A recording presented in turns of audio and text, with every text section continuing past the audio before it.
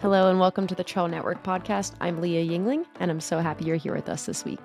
On this week's episode, we dive into some listeners' questions and chat about the season ahead.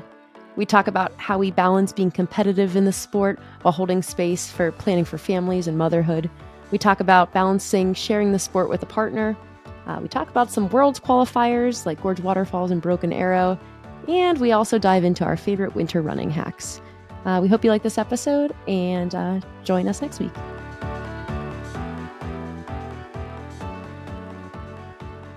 Hello and welcome to the Trail Network podcast. I'm Rachel Drake and I'm calling in from Salt Lake City, Utah. My name is Hilary Yang, and tonight I am calling in from Vancouver, Canada. I am Katie Asmith. I am calling in from home, Mammoth Lakes, California. Hi guys, Leah Yingling here, and I'm also calling in from Salt Lake City, about 10 minutes away from Rachel. Hey neighbor. Tonight we just wanted to talk about something that I think a lot of women can relate to, and people who, are interested in starting a family and also balancing that with aspirations of competition within trail running or within sport, and how you navigate those two kind of seemingly contradictory goals. So, Katie, do you want to kick us off since you have the most kids of any of us? I do. It's funny. Last night we had Rod over, Rod Favre, a neighbor here, and we were, Pete mentioned, he said, yeah, I remember hearing that we all have 7 years in whatever sport you want to do. Like if you're in triathlon, like you have 7 years to go all in. And then I was like, so when did my 7 years start? Have I gone all in? Like haven't started when yet. When does that start? And we kind of laughed and we're like, after the kids are in college, like that's when we get to start, like how, and we're like, right, no kid, we were kidding. But like, it was this idea of it's really hard to go all in on anything when you're a parent because you are split all the time and your priorities are just totally different. And you want them to be able to give yourself all to this sport and be able to prioritize that. But you have I have two littles that I adore and they're my everything and they trump everything in my life. But it also comes with really trying to set some boundaries. And this has been, I've been running ultra since 2015 was my first ultra. And I had a very young child at the time. I mean, he was 7 months old. So the kids have just been a part of this journey with me.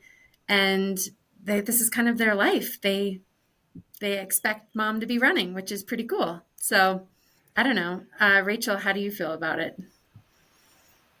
Yeah, I think it's just really cool because I think each one of us, like we're all in different spaces when it comes to this. And, there are women out there who discovered trail running after they had kids. And so maybe a little more like you, Katie.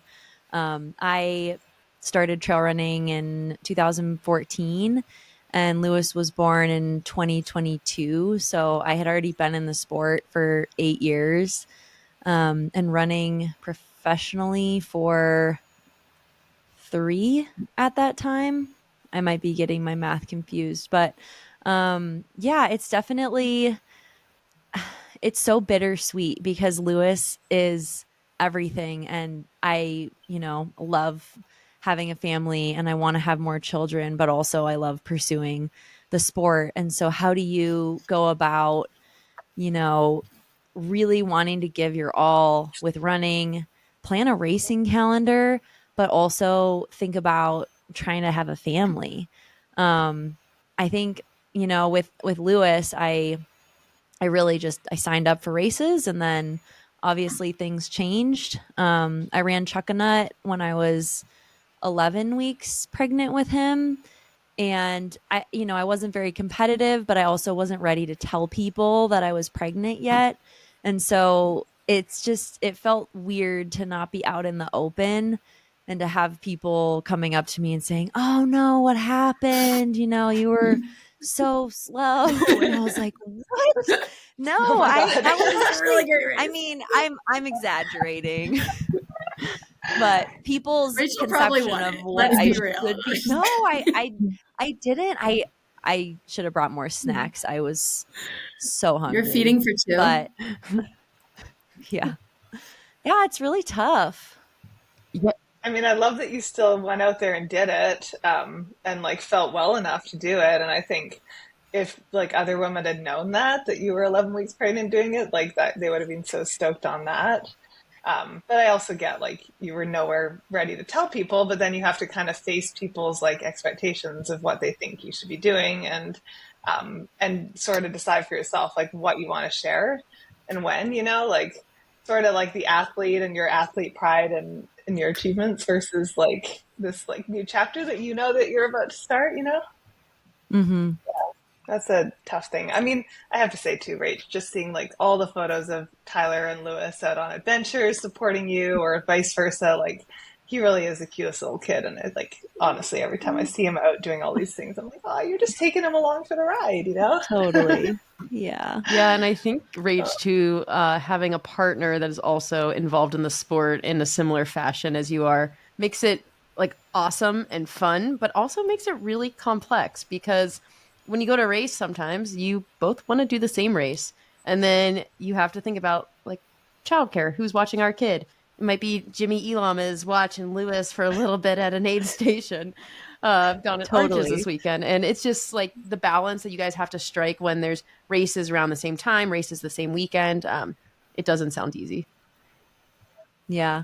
Quick story from Arches this weekend. Tyler ran a 50K down in Moab, and our friends Anna Fisher and Jimmy Elam were down there, and Anna was also running the 50K, and Jimmy and I were at this aid station. And Lewis, like, I love just letting him do his thing, wander around, play in the dirt. And I'm watching him the whole time. And I look over, and he had fallen over, but he's wearing this big snowsuit. And I see him get up, and then he looks over at me, and he just has blood running down his forehead. And this woman's just like, I ran over there and picked him up, but she's just like giving me this look like, you're a horrible mom. And I was like, he's a kid. He's going to fall. Like, he's okay. Kids actually bleed a lot from their face when they fall.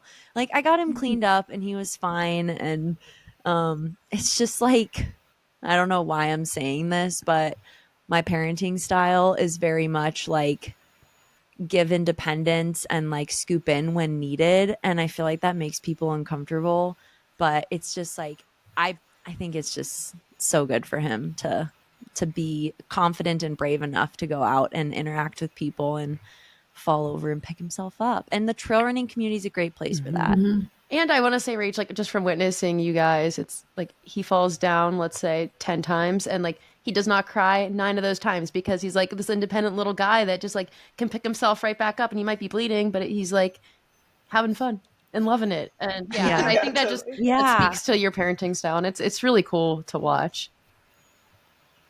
Thanks. I like that he just looked at you when he's bleeding. I was like, "Is this mom? Is this normal? Like, what should I be doing here?" And then he sees my face, and he's like, "Oh, I should probably be crying." No, he sees the face of the lady who's like, "He's bleeding," and then he's like, "I'm bleeding."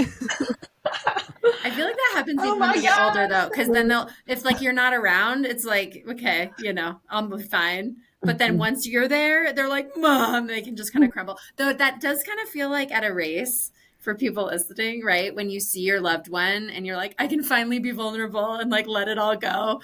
So I've definitely heard some people do not want their spouse or somebody that's really close to them to pace them or to be like crew because they're like, I'm just going to lose it. I can't melt it together. It's like that. Yeah. It's all connected. It totally is. I used to be like that with Tyler. I was like, I can't see you because I'll just like melt into a puddle. And I was like, I need like a girlfriend, like Keely or something. I'll just be like, I'm fine. Let's go. I was like badass. Yeah. Yeah. Oh goodness. I mean, Leah, Hilary, do you guys want to talk at all about thoughts on this? Yeah. Something I've thought a lot about over the years is like I've always wanted to be a mom someday. And I think in the sport, like honestly, just like in life in general. I came from a very like traditional family where like I had this mindset of like go to college, get married after college, have kids right after that. And like that's how my life was going to work out. And Mike and I got married, going on 5+ years now. And if you would have told my like 20 some year old self that like I'd be married for 5+ years and not have any kids yet, I'd be like, there's no way. Like, what the heck? Like, what were you doing? But I think back to like the last 5 years of my life, and I came into the sport back in 2015 timeframe, right as Mike and I started dating. And I've right around like the 2019, 2020 time, right after we got married, I was like, okay, like I think we could start trying for kids. But then like I would have like a season of racing that got me really excited. And then we kind of decided between the two of us, okay, like let's give it one more season of like investing yourself, and then we'll start trying after that. But like it's so hard to fully commit and just like finally make that step of, okay, this is what we're doing.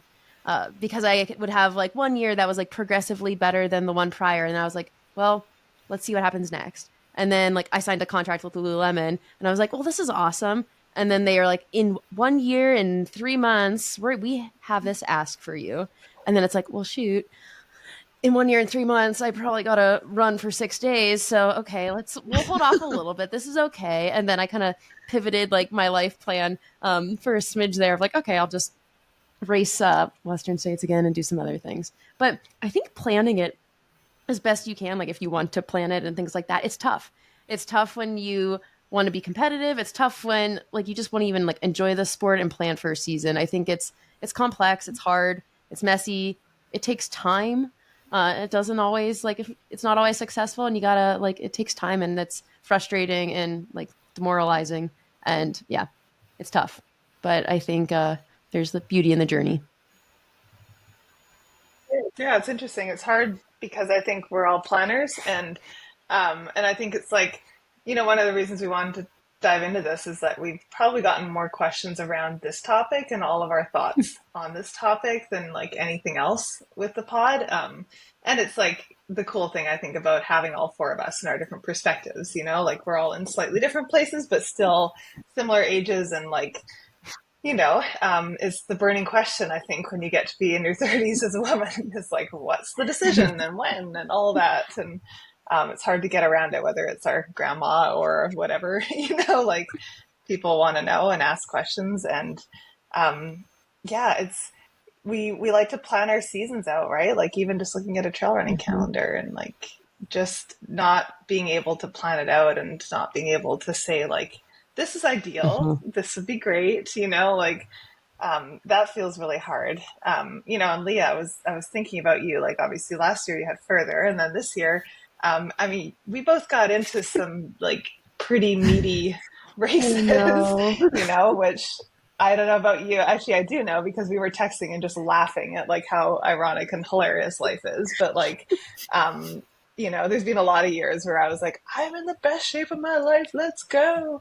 And then this year I was like, nah, I'm just chilling, man. Like I'll maybe walk in a qualifier later in the year if I have to. Like I just wasn't really in the mindset of going big. And, like you've got some big races, like kind of, if you want to speak to just like juggling these big things that are stressful on the body and hard to, you have to put a lot of work into preparing for them. Yeah, that's a great point. And tell the listeners like the races too. Yeah, what are your races? I will tell you what I am signed up for, and I will give some reasoning. And then we'll talk later about what happens. Yeah, then we'll talk later about like the reason behind a lot of it. So my present schedule is Trans Gran Canaria Advanced, which is their like 128K in about 1 month, 4 weeks time. And yeah. Are you going to beat Finn and Mike? Are they doing the same one as you? Okay, but you're going to beat them, yeah, right? So I'm probably the one who actually like injured Mike on the trail last week. Let's be honest. Oh, no. Yeah. I saw him on the arm bike, Leah. I know, he's getting better. Okay. So then after Trans Gran Canaria, I have Rufa. We have Rufa 6 hour here in Salt Lake, which I do every year. It's in like 2 weeks. And then TGC. And then Gorge Waterfalls 100K for a Worlds qualifier in April. and then Cocodona 250 in May. Miler, 250 miler, yes. So Gorge is just a tune-up. Totally. Perfect. And Cocodona is just But the World Championships are the tune-up. Right. Yeah, okay. And then I'm signed up for Western States, which I'm not doing, and Hard Rock. And so I will say I planned a lot of my schedule before I knew I was like. And UTMB? I did sign up for UTMB. But guys, there's a theory here, and like this is actually really relevant for this recording. So for somebody who is in their like family planning like stage and age, like pregnancy deferrals are pretty decent for some of the races these days. They're not great. I think a lot of races are making progress. And I could speak to a couple of them. So I signed up for a lot of those races, like with the hopes of ideally being pregnant by this time in the summer. By that time in the summer, whenever some of these races happen, so I could like defer them for the future and kind of like preserve the season that like I can have in coming years. So we'll see how that goes. But Western States, for example, that's a race that I was like, I went on the record several times saying like, I never want to do Western States after I've done it 3 times in a row. However, I think what I was really saying was I don't want to do it like again next year. Maybe I want to do it in the future. So I took my spot into Western States this year in the hopes that I would end up deferring it for pregnancy deferral. And that's a lifetime. Deferral, which is awesome. Which is amazing. So awesome. I think Hard Rock is what, 5 years? Hard Rock is 5 years. I need to look better into UTMBs. I think it's like somewhere in the 3 to 5 year range. And Jamil and I are buds, so he'd probably let me into Cocodona whenever I want. So thank you, Jamil, for that. Quick pause in the show to tell you about a fun new project with Strava and Barilla, the pasta company. Barilla wants to help you stay active this winter with its great tasting protein plus pasta. It's the pasta taste you love with the energy you want. And let's be real, we all need carbs and protein, and turning to Barilla Protein Plus Pasta is a perfect way to do so with ingredients like lentil flour, pea protein, chickpea flour. You can easily increase your protein intake with 17 grams of protein per 3.5 ounce serving. So go grab the yellow box of Barilla pasta next time you're in the grocery store. Put your energy to the test and take on Barilla's Protein Plus Pasta Winter Energy Challenge this February on the Strava Fitness App. It's free, and all you need to do is simply complete 10 days of movement for your Barilla Protein Plus Pasta reward. Terms and conditions apply. Sign up at strava.com/Barilla.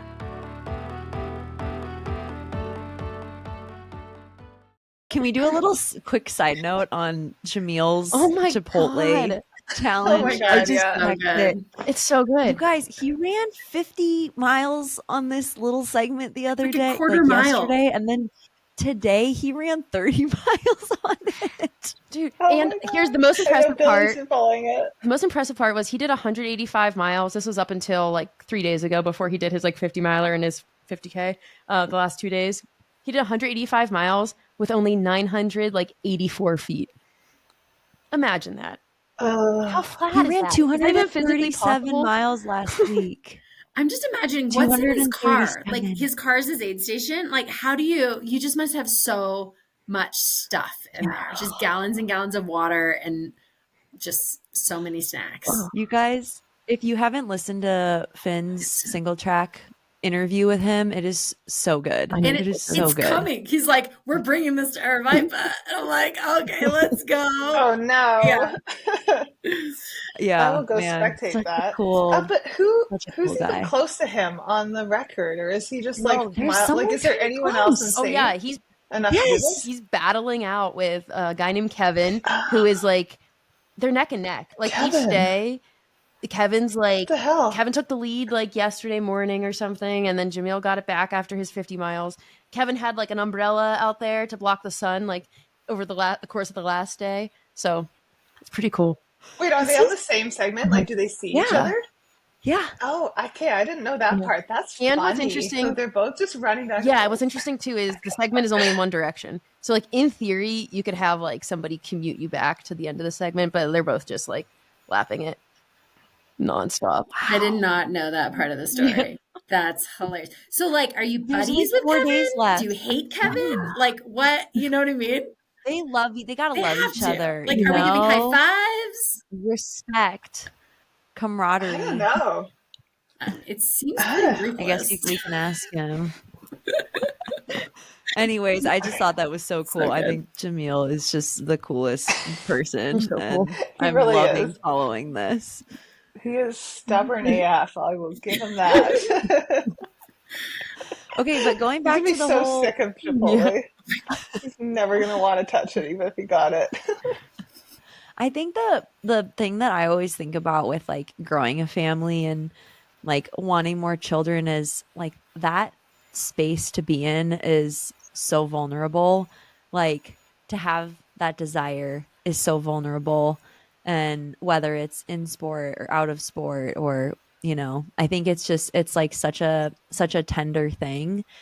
And yeah, I just want to like acknowledge that, because I know that it's not an easy thing to get pregnant and have a healthy pregnancy. And I think just like, yeah, holding space for that within all of this as well. Totally. And I think Hilary and I think reflected on this a bit on our Hard Rock kind of reaction video. But Stephanie Case, man, she's just got such a great story. And when she talks about her journey from her last Hard Rock to this current one, like her story is way more than just like one pregnancy deferral and like one pregnancy and then she's back out there at Hard Rock. It's like a 3-year journey of like miscarriage after miscarriage, and then like infertility, and then being able to finally get pregnant and then have her baby, and then committing to doing Hard Rock. I think she'll end up being like 9 or 10 months postpartum next year. And like, it's not easy. And I think those are a lot of things we think about and we have to think about as women who are holding space for both wanting families, but also like still wanting to compete in the sport in whatever capacity that might look like. Yeah.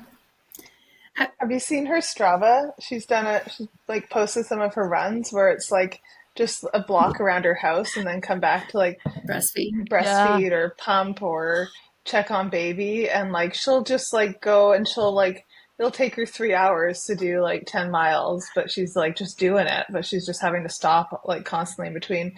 And I was thinking about just sometimes kind of accepting like it doesn't have to be pretty, and like it's okay if you stop a million times, like you still got the distance in, right? Like nobody's standing over you being like, was it your fastest 10 miles you've ever run? Like no, but she's still like on her feet and like getting the time in, Definitely. Yeah, I was gonna say something else on top of what just trying to get pregnant and trying to plan for pregnancy is so hard, as you mentioned, Leah, and giving space and that sacred time, and so much respect for that time in life. But I was thinking about my journey, and after I had my kids and they were little, I mean, after, gosh, I don't even remember. I'd have to look back, like when I started running again, but whatever it was, 2-3 months, I don't remember. When I started running, it was like I couldn't wait. It made it so it's almost like after coming back from injury, because it was taken away from me. Yeah. Like it was so much a part of my identity, and it was I couldn't wait to get back to the trails. And I remember like pumping on my way to the trail, and then being so engorged that you had to like negative split because you're like, oh my God, I'm gonna burst, and all you can think about is like getting back to the car to pump again. And I do remember feeling guilty, all of those feelings of where I need to be with my baby, but also feeling like knowing deep down that I was such a better mom because I had that time for myself. And I remember an interview, and I'll never forget it. It was Darcy Picchio, who, when I started in the sport, she was my absolute idol, still is, love her. Raced against her in my first 100. Oh my God, I was fangirling the whole time, love her. Anyway, so she was talking about in a podcast about how she was reaching a point in her career where her kids, like she wanted to, like it was no longer guilt about feeling bad that they needed her. It was that she didn't want to leave them because she was feeling left out. Like she was having the FOMO feeling of, my kids are so cool and I don't want to miss out. Like I every single moment, I know that they're growing up and it's going to be soon that they're not going to need me anymore. And I want to take advantage of being with them. And it's really interesting because I'm kind of in that space now, and it feels weird to say it, but not like of course I loved them when they were little, but it was very different where they needed me more. And now it's like, I just want to hang on my kids because they're so fun and cool. And I feel like missing out, So anyways, it's just kind of an interesting transition. And how we progress in this hobby of ours, in this very fun sport that we spend so much time of our lives doing. It means a lot to us. And but also it comes with these kind of flex points in our life and our career. And yeah, so I just want to give space for that too, because it does change as the kids get older. Anyway. Totally. Yeah. And it makes me think about just the different ways we are all involved in this sport and what that will look like in the future too. And like kind of what you have to kind of like give and take off your plate in certain scenarios to kind of adapt with whatever that period of life is. Like Hilary, I'm imagining you like being on a photography project, Billy's doing something too out there, and like the juggle that you guys will have. And it's going to be really cool to see. And I think, yeah, just seeing like how we all kind of like adapt in that space it's going to be like, it's growth, and it's going to be really cool. The trail village. Yeah. Grow the children. There'll be another generation. Yeah. Well, and Katie, I love what you were saying about how you're a better mom for fitting that time in and like giving yourself that. And I remember back to like a really powerful conversation I had with Hilary Nelson, the North Face ski mountaineering athlete. 2020, I was photographing like a ski mountaineering trip that she was on, and she was like my idol. I just like always thought she was so powerful and like just this icon for women and like extreme sports. And I was like ski touring up this peak with her, and kind of got to talking about the like risk tolerance that she has and how it changed in her life with kids. And obviously it's like really different to look back on that conversation now. You know, like where we were in the moment. It was like a beautiful reflection on how she didn't want her kids to see her not live her life, and she didn't want her kids to see her live in fear. And I just remember being struck by that and just thinking like what a brave thing it was to say, and how hard it is to hold on to our identity as an athlete, and also be a parent, and just like how much judgment she felt she got for that. And how even Rachel, what you're saying, like feeling like you almost have to explain your parenting to someone, or feel their idea of like what they would do, or, you know, I think like it's always hard to just sort of like stand our ground and be who we are. And yeah, I just think where we can never predict the outcome, and we can never look into the future. And you know, I think everything about having a kid is like wearing your heart somewhere out here, and like being okay with it being broken, you know? And so I think it's like just beautiful to be able to reflect on our own lives and how we live them, and be brave, and to live a beautiful life that's well-rounded, and not live in fear, and not be, you know, in any area, right? Like whether it's having a family, or just like who we are with a family, or just all of it. I love that, Hilary. Okay, something I was thinking about recently were power couples. Can we talk about this? Is this a good thing? So we're going back to the origin of the baby. These babies. Yeah, because I guess a lot of these aren't we're just going to pitch some progeny right now. Like out of this, Totally. it's only you, Rach. Yeah, well, we can start with you guys then. Well, I was thinking about how we don't talk. Okay, so of course there's so many power couples in our sport, but I think we need to give space for the fact of how hard it is to be that power couple, and how both are competing. And I kind of hate that I said hobby earlier, because it's not really a hobby. As we all know, this is like our life, our lifestyle. It's our friends. It's our like family. We put so much time and blood, sweat, and tears into this sport, and we love it. So much more than a hobby. Anyway, I wanted to say that I was thinking about couples that are sponsored by the same brand, and how interesting that is. That you don't see that in any other sport, do you? I mean, maybe this is just my reflection, because I was thinking about Tabor and Eli with Adidas. I was thinking about you, Tyler, Rach, with Nike. I was thinking about now Tommy and MK with Kraft. And I was thinking about Tom Evans, and I don't remember his girlfriend's name, but she's a triathlete for ASICS, and now they're both ASICS. And I was thinking about how it must be so interesting as a couple going to a brand together to be like, we want you to sponsor both of us. Like, when else does that happen? It doesn't happen in the NFL. That doesn't happen in the, like, you can't just go, we're like a 2-for-1 package. And it's so cool that it's happening and it's out there, and we got a bunch more couples now sponsored, which is very cool. Anyways, so I just wanted to comment on that. Rach, anything to say about how it is negotiating contracts with brands when you're like, we come together? Yeah, well, actually, this go around, when we approach brands, we would say, like, if you're only interested in one of us, we're open to talking as well. Like, we don't have to be with the same brand.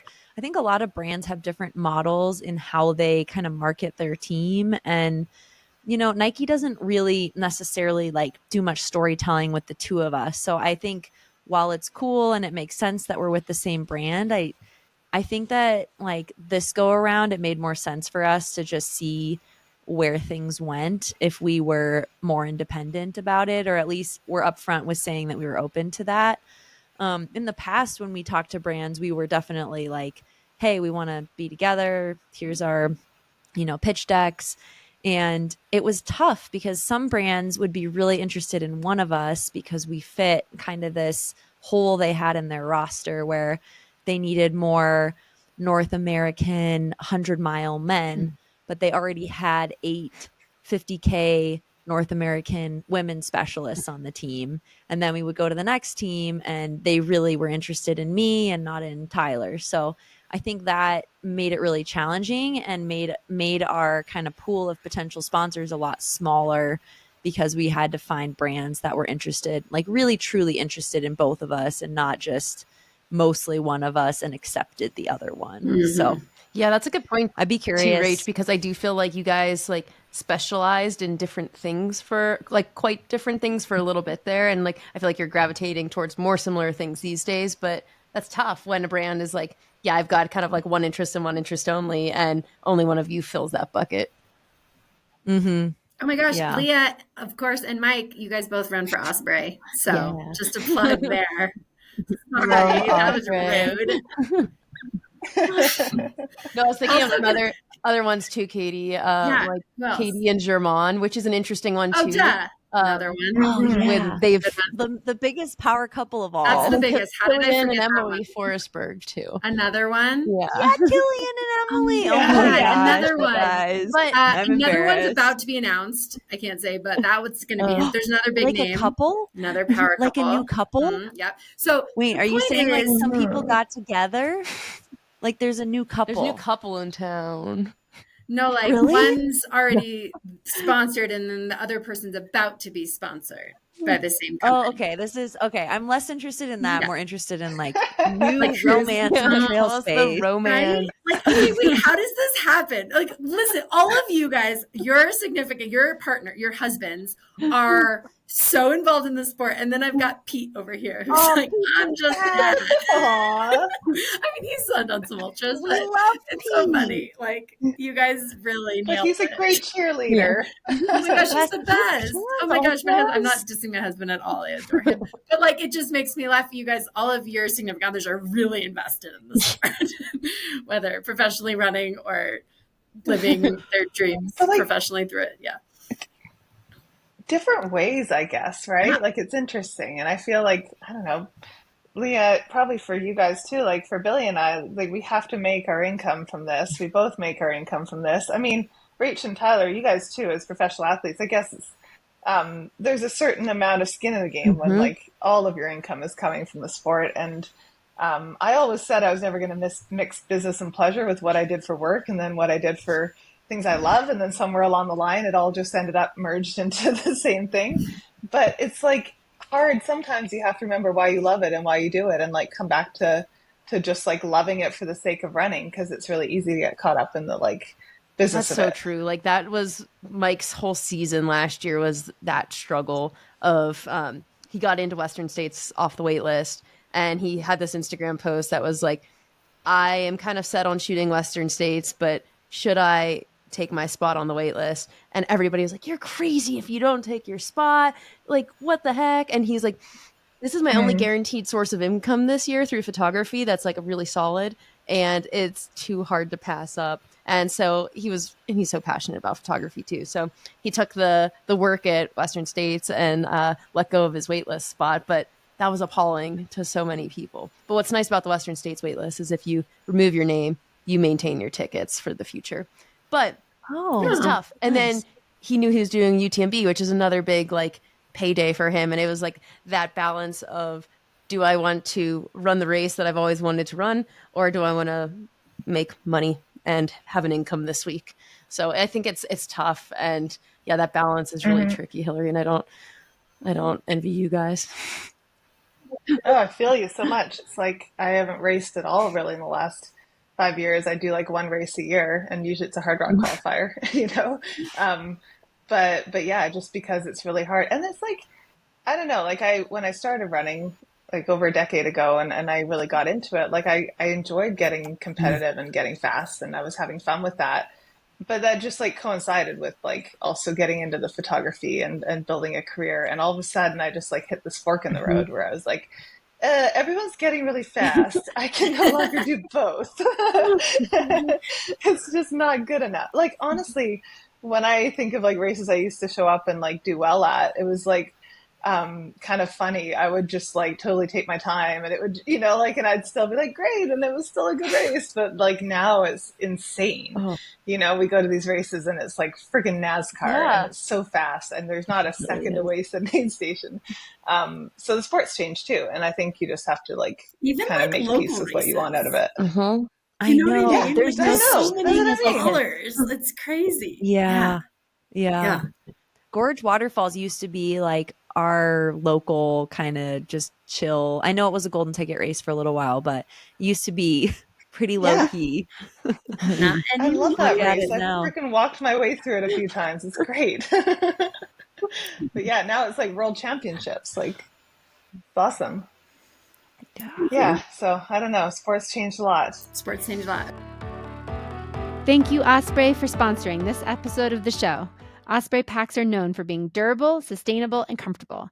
I've been seeing a ton of Duro and Dyna trail running hydration packs on the trail, and I'm sure you have too. I also have to rave about my new favorite luggage, the Daylight Carry-On Travel Pack 44 liter. It is the biggest carry-on allowed on an airplane, and wow, have I been amazed at the amount of gear that this can carry. It's shocking. You can use it as a duffel or a backpack, which is super handy, and it has 2 stretch water bottle pockets, which I love. An open suitcase style with full zip opening. Honestly, it's the perfect travel bag for those on the go. The Daylight Carry-On Travel Pack 44 liter. Try it out at osprey.com or check on the Pack Finder link to find the perfect pack for you. Okay, I have something else I have a hot take. Are you ready? Wait, can I do one? Go, Rachel. Yeah. Okay, here's my hot take. I think that Broken Arrow, none of the distances. I think that the competition at Broken Arrow is going to be diluted. I agree. So there's the VK, that's a world's qualifier. Which is stacked. Yeah. But you've got Western States the week after. The 23K is a Golden Trail World Series race, which normally would draw really deep competition. But that's, the day after, I think. And then you have the 56K. 46K. Which is, 46K. Thank you. That's the next day. And so, like. And that's also a world qualifier. That's also a world's qualifier. So it's like the people that I think will do really well at all 3 of those distances, they can't race all 3 days and perform really well. And they're probably not going to put all their eggs in all 3 days. So I'm just really disappointed. I kind of wish that like that 23K was not a Golden Trail World Series race because I was messaging with Yankee Brinkman, who I think is going to stay with you, Katie. Lucky. I know. She was maybe so going to stay excited. with me, but she chose you. Anyways, she was like, why aren't you doing the Golden Trail race? And I was like, well, I'm running Western States the week after and I'm doing the VK. So it just doesn't make sense. And it's just really disappointing. It's so disappointing. And like, I think a lot of the US women who are running the 46K would otherwise have likely bumped down to the 20 whatever K to race some good competition. And so, I mean, the 46K is absolutely stacked, and I think we will select a great worlds team from that race. But it's unfortunate because I think a lot of them could also be top 10 in a Golden Trail World Series race. Yeah, and I would like to do that 46K, but I won't because of Western states. And I feel like there's probably other people who are in that boat as well. I know it's like the Broken Arrow Western States back-to-back weekends makes for like an awesome week. But at the same time, it's almost like if Broken Arrow was like even like 2 weeks before Western States, I bet you we would see some people do that as like their last kind of tune-up. Maybe probably 3 weeks would be nicer, but. Well, I think you guys. But Leah, I agree. The start lists are absolute fire. Like it's going to be competitive, but it could be better. Is all I'm saying. Rachel's like, it could be better if I was racing. I have two things here though, because I listened to SubHub with Danny and MK, and they gave the list of, it must have been the 46K.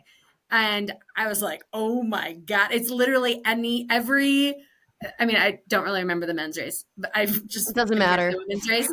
So, but I remember them listing off the women and just being like, that's every short distance woman I know. Okay, except Rachel.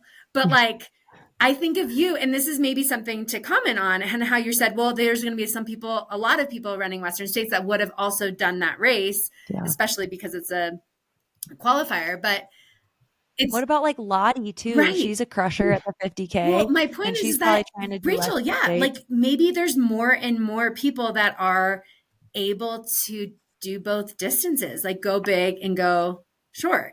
You know, go big and go home. Go big and go home. It's when you go short, you go home much quicker. But I think it's really interesting. Maybe that's a part of the sport that's changing, is that there's just going to be more of people that have both strengths, which is interesting because it feels like we're getting more and more professional and more like you would like specialize more because there's so many more people coming in. But it doesn't feel like it's that way. It feels like people are kind of able to dabble in both and just crush all of it. Yeah, I mean, I know Katie Scheid is Katie Scheid, but like her ability to do what she did at OCC last year and then do what she does at UTMB is just like evidence of like, if you're good, you're good. And Rachel, you too. Like Rachel, you do every single distance in the book and you crush it all. Like if you're good, you're good. Yeah, Western States and then the Golden Trail World Series at the Mammoth Trail Fest, like very different races for you. But yeah, I think it's an interesting hot take, Rachel, because I think from a competition standpoint, I know Brendan Madigan is such a awesome person in sport, and he's definitely trying to like up the ante and just like make it as like amazing as he can. But it's like you have to look at the race calendar and what else is happening, and it's just hard because at some point people have to choose, and you can't do it all. And when it's all close together, it's just, it's tough to sort of figure out which ones that you go to. And I don't know, maybe it just means we see more rising stars and there's like a chance for more breakouts, you know? Yeah. It's also just, I mean, it's cool that every single day is going to be exciting. Like it's not like there's one race that's the premier race, because there's multiple worlds qualifiers and there's a Golden Trail World Series race sandwiched in the middle. So good. That's a lot of it. Like I'm just like shaking in my boots with excitement just thinking about it. Oh, it's going to be good. Yeah, it's like the Golden Trail will be more like, how many Americans are going to be racing the Golden Trail? It feels like that's going to be mostly international. I'm just trying to think, because you would want to race for a Worlds ticket. Unless you don't care about Worlds. Yeah. I mean, those teams are less resume based, I think. Like the short distance teams, I don't think there's many at large. No, I think they pick, I want to say 2 or 3 from Broken Arrow for the 40K team. Whereas Gorge, I think, is just 2. 2, yeah.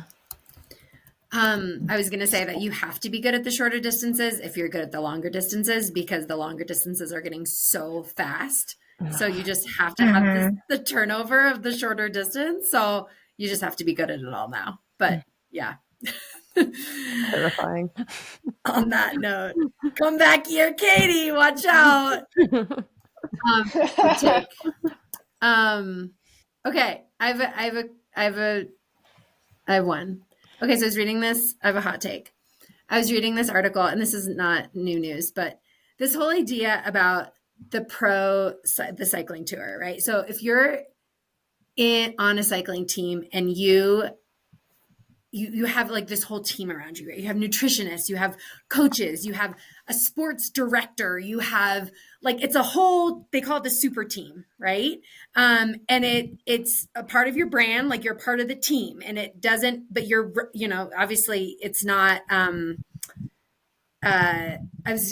I think it's different, obviously, as trail runners, but what would it take to be able to think of your brand as a part of a super team? Like, what if when you were sponsored, it came with a nutritionist that you were hooked up with? Like, this is your nutritionist as a part of this brand. Like, this is who you get. And you can get somebody else if you prefer, but this comes with your brand. And what if you had, kind of the sports director? I guess we have an athlete manager, but somebody that you're really like talking over your race calendar with and about the priorities of the company and your priorities and how are we going to mesh this? And you kind of have this mentor within the company that's kind of holding your hand through your career with that brand. And also I was thinking about coaches. I mean, why can't the brand supply the coaches? I mean, I think a lot of athletes come in with coaches, but what if they don't? Like, who do you recommend? Who do you work with? But I was just thinking about how we can make it more feel like a team where you have it and it's all encompassing. It's not just you are wearing their shoes. You know what I mean? Okay. Thoughts? Anybody have a thought? That would require trail running being way more evolved and organized than it is. And it's like, cute little infancy where we barely manage to scrape together dollars and kits, maybe a travel budget. I totally get it. I was watching the Tour de France stuff the other day, that TV show, which I'm like 5 years late to like watching. So good. But it is like wild, the difference, right? Like if we are comparing sports and support and all that, it is pretty hilarious. Yeah, you definitely do see that like more in the road and track world, it seems, with their like more like co-located teams, usually sponsored by the same brand, same coach. Like it seems to jive more with that, but yeah, it definitely doesn't seem to quite have reached the trails yet. But I think that'd be really cool, especially from like the team atmosphere and like doing workouts together and, having access to more things. That's something that's cool about the Run Elite program that the state of Utah funds for like the track and road runners. And they tried to bring in trail last year in Utah, but wasn't that successful. But it's really cool because they offer like PT resources. They offer, I think they might even offer like mental performance resources, like a big community. Like imaging for injuries. Yeah, it's really cool. But yeah, something like that for like the trails would be really sick. Wait, can you tell me more about this? There was a trail part, but then it didn't work out? They tried to get funding, like more funding. They tried to kind of like use the elite group of trail runners here in Utah as leverage in, I think, some grant funding that they were going for, and to be like, hey, we got road, we got track. We also have this huge trail contingent of like a lot of sponsored athletes here, and we all went to a banquet, and it was really cool. Jared Ward gave a nice like little keynote, and like it was like all the like Connor shout out Young, Christian Allen, like all those guys were there, and it was really cool. And I think there was kind of like a light where it was like, oh, maybe trail will be incorporated in this, and then like we all got a text a few months ago that was like, hey, we tried. But not yet. Maybe try again later. Yeah. Speaking of Salt Lake, Leah, it's been so cold here. Like that's partially why we went down to Moab, because I've been like, can't handle what they don't this. tell you about I'm Moab, a though, Minnesota girl, Moab is also cold.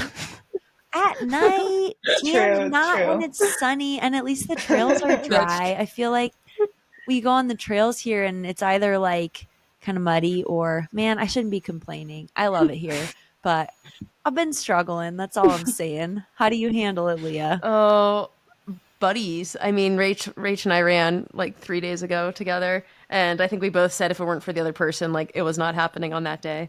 So buddies. And I do pretty much the same trails on repeat. So Grandeur Peak, you will find me there most weeks. And it's often like super packed down snow. It's a beautiful climb. 3 miles up, like 2,600 feet. It's awesome. But yeah, lots of like snow conditions this time of year that are unpredictable, but fortunately and unfortunately, we like get some snow, but then it doesn't snow for a while, so it all gets packed out really nice. So lots of winter here. Do you okay, let's kind of do a round of some like favorite pieces of gear or hacks for winter running, because I'm actually like up in Vancouver right now and I forgot what it's like to run in cold weather that hurts your lungs because it's cold. So I was out for a run today and I'm out in like farm country with my brother and sister-in-law right now. And so it was like beautiful smell of like melting manure in the cold sun. So it was just like, So nice. I was like, it was so funny. I was running along and I was like, is the AQI worse because of the like toxic cow poop than it was in LA that, like I came up to Canada for fresh air. This is all I was thinking about on my run, you guys. It was like, Sounds relaxing. I was like, what is it? Like, just want fresh air. Give me fresh. I actually love cow manure. It takes me back to my childhood. I grew up on a farm, but it was very strong and it was the whole run. And I was like, at some point I was like, I think I'm good. Like, I think we've gone far enough. But anyways, I was just thinking about all the layers and everything that I wear when I'm out here and how different it is from running in SoCal in the winter. And, especially just like a buff or like something over my ears or, like I've been loving the like finger gloves that have the mitts over them, and shout out to John G, which we love John G stuff, but I especially love their gloves. They have the Vortex wind block gloves. They're awesome, and you can flip the little mitt off and like still do stuff. And they have the touch screen finger. I'm making all the descriptions on the YouTube video, but if you're listening, you just have to imagine how awesome it is. But the touchscreen stuff is them great. next time. So Yes. demo. Oh, let's do a demo.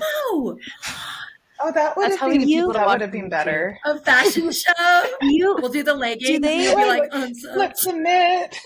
Do they stuff in? Like, does the shell that goes over the gloves, the mitten shell, does it like stuff in? Yeah, I think so. You know what? I don't know. I had the mitts on the whole time today because it was freaking bloody cold. Report back. Yeah, I know. I think I need to, but I do think they do. I think the like mitt part stuffs in, and like that's the key. That's what I love about them is you can kind of go back and forth. But it's all about layering. It's all about layering. And if you order the John G gloves, you get 10% off with the code Trail Network. So that was my little thing today. I was like running along and I was like, shout out to my gloves. They are my MVP. But Leah, when you were talking about Granger, I was wondering if you are a spike girl or a no spike girl. Because I've had issues with spikes when I run with like longer distances with them. Like that's its own set of challenges. I have become a big fan of shoes with built-in little carbide tips in them in recent years. So I think most brands out there have kind of like come to the realization that like athletes are going to train through the winter, and they've made a shoe that caters to that. So I think like Norda and Hoka and North Face and Salomon all have shoes like that. I don't know if Nike does reach, but like little carbide tips that make it really nice running in the snow. So I've had a few winter pairs I've rotated through over the last couple winters. What is a carbide tip? They're like these little like spikes, pretty much. They're not actually like they're not that sharp, but like they do a good job gripping. So they'll just be like kind of bring them next week too, so we can see them on the YouTube. Is this how we're gonna get people on the YouTube? Like I've had the same pair for the last 6 years. And I'm like tearing holes in them, and I was looking at them the other day, like I really need a new pair of these. But I was a spikes girly for a long time. But then once I found one of these shoes that I liked, it was just like game over because they're so easy. I hate like taking spikes with me and then being like, is it a spikes or no spike day? So I carry them the whole time, put them on halfway through, take them off. Blah, blah, blah. It's annoying. So love my spikes. Yeah, but if it's really icy, you want them. You do. And I think like when we go down the west side of Granger here in Salt Lake, it's very steep. And that side, I always love having spikes because it's something that like the little tips on my shoes don't quite can't hang with it. Yeah. Have you guys ever like the old school hack was just to like literally put screws into the bottom of your shoes? Did you guys ever do that? Yeah. I've actually never done it. I have a lot of friends that do it. A lot of people swear by it. A lot of people also hate when people do it because sometimes they fall out of your shoes on the trail and then kind of like litter the trail. So if they can stay in your shoe well, I think people love it because they kind of serve the same purpose of like the shoes with the little tips in them. I ran through many Minnesota winters and never did the screw thing, but I used to have these little like, it was like a little bungee thing that went around my like a yak track or something. Yeah, it was like really minimal, just like these tiny little prongs. Cute. That worked pretty well. But it sucks when you get on the road then. Like Oh. it feels so weird. Yeah. Mhm. Yeah, I Yeah. had a situation today, you guys, where so I can't run from my house all of winter because it's too much snow in Mammoth. So I have to drive. Usually, you have to drive all the way to Bishop, which is 45 minutes away to get on dirt. But this winter's been so mild, and I love it. Though some people are like, "We need snow," but I can get on dirt like 10 minutes away. But Awesome. then we had a huge dump of snow this weekend, which was awesome, except now there's snow in Bishop. And I'm like, no. So I went down to Bishop today. Was that today? Yes, it was today. And I mean, I was going through, it was like 4 or 5 inches of snow. I mean, it was like a solid, like a lot of snow. And I was not prepared for that. So I will say, when it comes to winter running, I have a bag that I bring with me that has like extra earmuffs and extra gloves and extra layers. And I bring it all because I don't know what it's going to be like where I'm going, right? The conditions totally change. And so I guess that's my probably number one advice for winter running is just plan for all of it. Bring all the things. Do you actually wear earmuffs like Leah? Not like earmuffs. I mean, like the band. What's that called? I have some good earmuffs. They're Santa ones. The They're Santa so ones cool. are so cute. Do you see I these love ones? Cute. These are cute, Rach. These are Lewis's Monster Truck Rally noise We canceling have those too, headphones. Rachel. Oh my God. Did you guys do Monster Truck? We bought them We for got these Monster 'cause Truck. we saw these at your house, and I was like, these are nice. And then I got I'm some. like, I'm freaking out. You're like, yeah. I stole it from you. No, now Noah wears it when he Oh, reads. this So isn't yours. We bought okay. these. I Yeah. didn't steal them. I did steal the idea. Yeah, that's so funny. I got so excited. You're like, no. We have not taken Leah, I you kinda to love- Monster Truck. No, we I have. love We that have. you wear. Tyler took him to a Monster Truck Rally at the Utah State Oh Fair. my God, that's amazing. And actually, the World Championships are in Salt Lake in early July, but the tickets are like $230. Oh wow, not worth it. Yeah, That's I insane. know. It's a whole different culture, let me tell you. Yeah. Leah, I love that you wear like earmuffs, and I think it's important to note that like not everything has to be the most techy and like fancy piece of gear around, and it's okay if it's like a toque with a pom pom, Oh, sorry, a they're beanie with a so pom good. pom on You it. just be But cute. like, yeah, look so right. cute. I think it's fun. Bringing earmuffs back, Yeah. Leah. the Yes, best. one run Highly at a time. recommend. I mean, I do wear, Rachel does too. We are both obsessed with like Skeeta headbands, the nice fleece lined ones in the winter. I think every time Rachel and I see each other, we're like, is that a new pattern?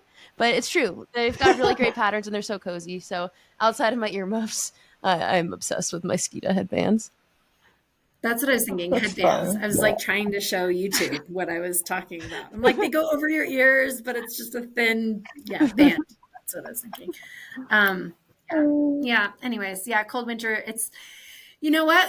I love the idea of being with people because that really helps motivate us all.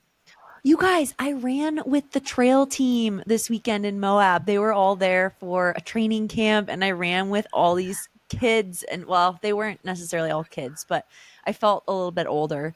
But it was so fun. Like these Are they all like young selected? athletes. I feel like I haven't seen them announced yet. Like the new I don't class. even know what you mean. I don't know if they've announced the new class yet. I think this might just be more like a gathering of like their mentors, their past people, some other other people involved. It's just so cool what Andy and Carly are doing with this group. Like I mean, I just had such a blast, and I'm just really impressed with their like the infrastructure, and they had like 20 That's awesome. people down in Moab doing all these runs and like just How crushing old are it. they? Like kind of average age? I think the youngest would be like just graduated from college. I guess we didn't say what our ages were, but I think a lot of it's like, I feel like his idea was, there's a lot of young talent coming out of college interested in trail, but just don't know where to start, like what races to do, like gear and just anything. So, yeah. Do you guys, who I had sponsors such a it? Do you blast. know? I know Darn Tough I think, Okay. is one of their, or at least like, so the thing is, I think Andy didn't want like a shoe sponsor because he wants everyone to be able to run in whatever, suits them the best. So I think it's more like apparel and that kind of thing. And really the Yeah. mentorship of it. Mhm. Yeah. But you guys, I ran like 11 miles, which is really good for me right now. And it was because of this group. Leah gave me, I think she commented on the run. It made me feel really good. I was like, Rachel did a long one. Next best thing is friend kudos. Totally. You can't have a friend on the run. Yes. Is that because of So JFK? fun. What is that? I don't know what it was. I just got into this. Like, I accidentally took 4 weeks off after JFK. I only meant to take like 2 weeks off. And then I had this really difficult rotation. So I think it was a prolonged break in which I probably lost a lot of fitness. And then also, I think I was probably just exhausted from the year. I like the training for JFK was brutal because I was working nights, and then I would like do a hard workout after a 12-hour night shift and just feel nauseous and horrible and probably not recovering great. So I think I probably put myself in the hole a bit, but I'm crawling out. Let's go. It's like nice. It's nice to like hear that, Rachel, because I think it's so relatable. Like all of us have these times where just like life happens and all of a sudden you go from like, I'll just take a short break to like feeling frustrated or like your fitness has gone downhill. And especially if you compare it to like, where you were with JFK, it's such a difference. And but it's just like part of life, right? Like you can't always be flying high at the top. Yeah, it was so funny. I was running with Ty and I was really pumped because I clicked off like an 8-minute mile and he just goes, "Oh, how fast they fall." I thought it was hilarious. Like, I think it's fascinating how quickly you can go from like being in the best shape of your life to like, man, I'm pumped that I ran 11 miles or I ran an 8-minute mile. And like it can swing the other way too. I was like, gonna say that. I think Rach, like I feel like you're a person that can like, I mean, you do 3 weeks of like couple little workouts and like you're kind of feeling like snappy and poppy and good again, and it's so cool to see. And yeah, it might swing really harsh in the one direction, but like I think it does swing. Maybe not quite as nicely in the other direction, but it comes fast. And just like I'm really just trying not to force anything right now. Like my goal last week was to run 30 miles and I hit it and I was pumped. Awesome. And I think this week I might go for 35 or 40. Nice. 'Tis the season. Yeah. Yeah, I think it's amazing. I love it because you need to give your body seasons. Like that's how we stay in the sport. That's what longevity is. You just can't be pressing like that high octane like button all the time. You have to let your body recover and absorb all of that fitness. That was Rachel Drake in 2024. Holy God. Your body's just now just like, I'm absorbing and I'm like, watch out, but needs that time. You got to recover. I'm so proud of you. That's awesome. Thanks. Speaking of which, I should go to bed. Yeah, it's about that time. This is so fun though, you guys. And I also want to say to whoever's listening, please keep messaging us. I feel like we've gotten some really fun messages from people like on our individual accounts, but also on our Trail Network podcast Instagram account. So please keep messaging us with feedback, with ideas, with your hot takes and banter. It's super fun for us to see that. Yeah, totally. Yeah, it felt like this week we really all got some fun messages, and it really does make us excited and stoked to like keep this going. And a lot of the conversation today was inspired by that. So thank you, listeners, and thank you guys. I love you all. Love you guys. Until next time. See you soon.